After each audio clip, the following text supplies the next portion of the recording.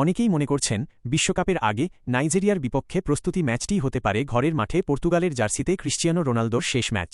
কিন্তু Portugal coach Roberto Martinez জানিয়ে দিয়েছেন ৪১ বছর বয়সী মহাতারকার ভাবনায় এখন বিদায় নয়, শুধুই বিশ্বকাপ। মার্টিনেজ বলেন, আমাদের অধিনায়ক রোনালদো নিজের সবটুকু উজাড় করে দিয়ে দৃষ্টান্ত স্থাপন করেছেন। তিনি দিনের ২৪ ঘণ্টাই জাতীয় দলকে নিয়ে ভাবছেন কিভাবে দলকে সাহায্য করা যায়। আমাদের অধিনায়ক এবং বাকি খেলোয়াড়রা কেউই ভবিষ্যৎ নিয়ে ভাবছে না। আমরা জানি না ভবিষ্যতে কি হবে। আমাদের ফোকাস ট্রেনিংয়ে সেরা হতে।